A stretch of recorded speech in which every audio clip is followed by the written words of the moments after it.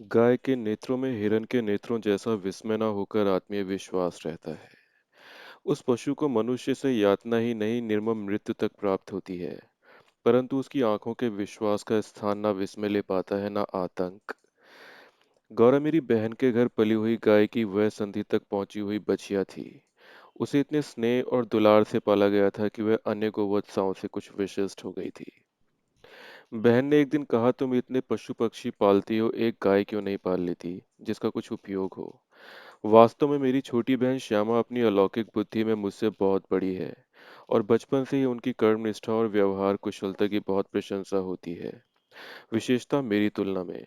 यदि वे आत्मविश्वास के साथ कुछ कहती हैं तो उनका विचार संक्रामक रोग के समान सुनने वाले को तत्काल प्रभावित करता है। आश्चर्य नहीं, उस दिन उनके प्रतियोगितावाद संबंधी भाषण ने मुझे इतना अधिक प्रभावित किया कि तत्काल उस सुझाव का कार्यान्वयन आवश्यक हो गया। वैसे खाद्य की किसी भी समस्या के समाधान के लिए पशु पक्षी पालना मुझे कभी नहीं रुचा, पर उस दिन मैंने ध्यानपूर्वक गौरा को देखा। पुष्ट लचीले पैर, चिकनी भरी पीठ, लंबी सुडौल गर्दन, निकलते हुए छोटे छोटे सींग, भीतर की लालिमा की झलक देते हुए कमल की पंखड़ियों जैसे कान, सब सांचे में ढला हुआ सा था। गौरा को देखते ही मेरी गाय पालने के संबंध में दुविधा निश्चय में बदल गई। गाय जब मेरे बंगले पर पहुंची तब मेरे परिचितों और परिचारकों में श्रद्धा का ज्वार सा उमड़ गया। उसे गुलाबों की माला पहनाई, केशर रोली का बड़ा सा टीका लगाया गया, घी का दिया जलाकर आरती उतारी गई और उसे दही पेड़ा खिलाया गया। उसका नामकरण हुआ गौरांगिनी या गौरा। गौरा वास्तव में बहुत प्रियदर्शिनी थी। विशेषता उसकी काली बिल्लौरी आंखों का तरल सौंदर्य तो दृष्टि को बांधकर स्थिर कर देता था।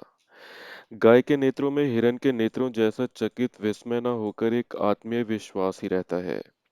उस पशु को मनुष्य से यातना ही नहीं निर्मम मृत्यु तक प्राप्त होती है, परंतु उसकी आंखों के विश्वास का स्थान न विस्मय ले पाता है न आतंक।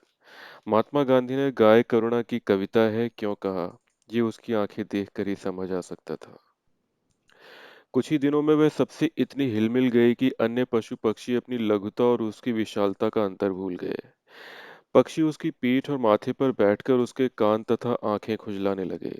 वह भी स्थिर खड़ी रहकर और आंखें मूंदकर मानो उनके संपर्क सुख की अनुभूति में खो जाती थी। हम सबको वह आवाज से नहीं, पैर की आहट से भी पहचानने लगी। समय का इतना अधिक बोध उसे हो गया था कि मोटर के फाटक में प्रवेश करते ही वह बां बां की ध्वनि से हमें पुकारने लगती। चाय, नाश्ता तथा भोजन के समय से भी वह प्रतीक्षा करने के उपरांत रंभा रंभा कर घर सिर पर उठा लेती थी। उसे हमसे सहचर्य जनित लगाव मानवीय स्नेह के समान ही निकटता चाहता था। निकट जाने पर वह सहलाने के लिए गर्दन बढ़ा देती, हाथ फेरने पर मुख आश्वस्त भाव से कंधे पर रखकर आंखें मूंद लेती।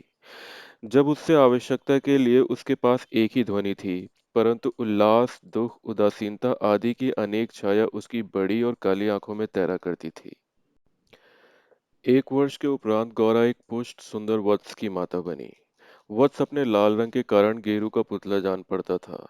माथे पर पान के आकार का श्वेत तिलक और चारों पैरों में खुरों के ऊपर सफेद वलय ऐसे लगते थे मानो गेरू की बनी वत्स मूर्ति को चांदी के आभूषणों से अलंकृत किया हो। बछड़े का नाम रखा गया लालमणि, परंतु उसे सब लालू के संबोधन से पुकारने लगे। माता पुत्र दोनों निकट रहने पर हिमराशि और जलते अंगारे का स्मरण कराते थे। अब हमारे घर में मानो दुग्ध महोत्सव आरंभ हुआ।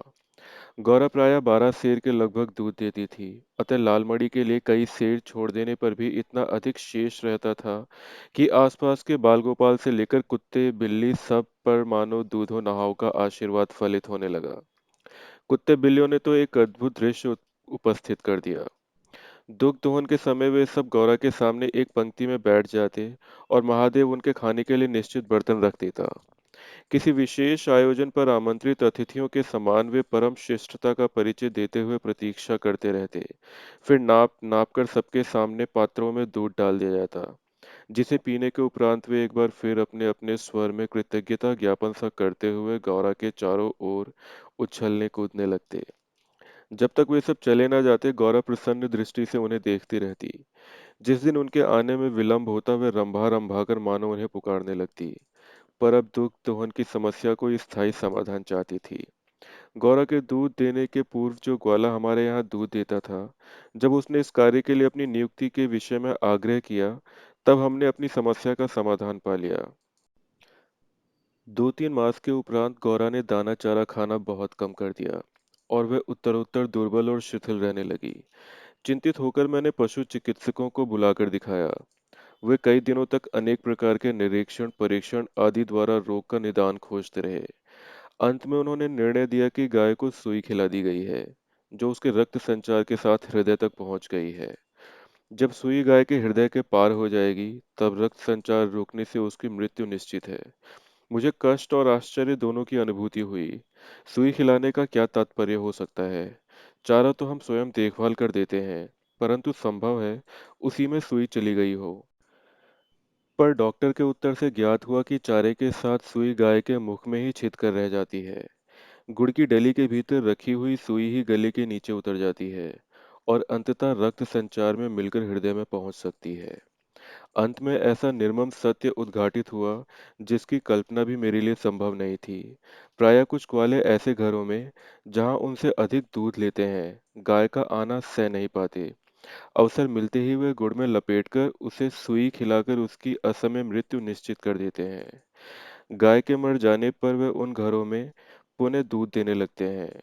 सुई की बात ज्ञात होते ही ग्वाला इस प्रकार से अंतर्ध्यान हो गया, अतः संदेह का विश्वास में बदल जाना स्वाभाविक था। वैसे उसकी उपस्थिति में भी किसी कानूनी कार्यवाही के लिए आवश्यक प्रमाण जुटाना असंभव था। तब गौरव का मृत्यु से संघर्ष प्रारंभ हुआ, जिसकी स्मृति मात्र से आज भी मन सिहर उठता है। डॉक्टरों ने कहा, गाय को सेब का रस पिलाया जाए, तो सुई पर कैल्शियम जम जाने और उसके न चुभने की संभावना बढ़ सकती है। अतः नित्य कई कई सेर सेब का रस निकाला जाता और नली से गौरव को पिलाया जाता। शक्ति के लिए इंजेक्शन दिए जाते। पशुओं के इंजेक्शन के लिए सूजे के समान बहुत लंबी मोटी सिरिंज तथा बड़ी बोतल पर भर दवा की आवश्यकता होती है। अतः वह इंजेक्शन भी अपने आप में शल्य क्रिया जैसा यातनामय हो जाता है। पर गौरा अत्यंत शांति से बाहर और भीतर दोनों की चुभन और पीड़ा सहती थी। केवल कभी कभी उसकी सुंदर पर उदास आंखों के कानों में पानी की दो बूंदें झलकने लगती थीं। अब वह उठ नहीं पाती थी, परंतु मेरे पास पहुंचते ही उसकी आंखों में प्रसन्नता की छाया सी तैरने लगती थी। पास जाकर बैठने पर वह मेरे कंधे पर अपना मुख रख देती थी और अपनी खुरदरी जीभ से मेरी गर्दन चाटने लगती थी। लालमणि बेचारे को तो माँ की व्याधि और आसन्न मृत्यु का बोझ नहीं था। उसे दूसरी गाय का दूध पिलाया जाता था, जो उसे रुचता नहीं था। वह तो अपनी माँ का दूध पीना और उससे खेलना चाहता था। अतः अवसर मिलते ही वह गौरा के पास पहुंचकर या अपना सिर मार मार उसे उठाना चाहता, या खेलने के लिए उसके चारों ओर उछल कूदकर परिक्रमा ही देता रहता। इतनी हृष्ट पुष्ट सुंदर दूध सी उज्ज्वल पयस्वनी गाय अपने इतने सुंदर चंचल वत्स को छोड़कर किसी भी दिन निर्जीव निश्चेष्ट हो जाएगी, यह सोचकर ही आंसू आ जाते थे। लखनऊ, कानपुर आदि नगरों से भी पशु विशेषज्ञों को बुलाया। स्थानीय पशु चिकित्सक जो दिन में 2-3 बार आते रहे, परंतु किसी ने ऐसा उपचार नहीं बताया जिससे आशा की कोई किरण मिलती। निरुपाय मृत्यु की प्रतीक्षा का मर्म वही जानता है, जिसे किसी असाध्य और मरणासन्न रोगी के पास बैठना पड़ता हो। जब गौरा की सुंदर चमकीली आंखें निष्प्रभ हो चलीं और सेब का रस भी कंठ में रुकने लगा, तब मैंने अंत का अनुमान लगा लिया। अब मेरी एक ही इच्छा थी कि मैं उसके अंत समय उपस्थित रहूं। दिन में ही नहीं, रात में भी कई कई बार उठकर मैं उसे देखने जाती। अंत में एक दिन ब्रह्म मुहूर्त में 4 बजे जब मैंने गौरव को देखा, तब जैसे ही उसने अपना मुख सदा के समान मेरे कंधे पर रखा, वैसे ही एकदम पत्थर जैसा भारी हो गया और मेरी बांह पर से सरक कर धरती पर जा गिरा। कदाचित सुई ने हृदय को भेद कर बंद कर दिया।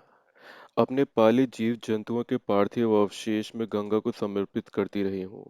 गौरांगनी को लेकर जाते समय मानो करुणा का समुद्र उमड़ आया, परंतु लीलामणि इसे भी खेल समझता उछलता कूदता रहा। यदि दीर्घ निविश्वास का शब्दों में अनुवाद हो सकता तो उसकी प्रतिध्वनि कहेगी, आह मेरा गोपालक देश।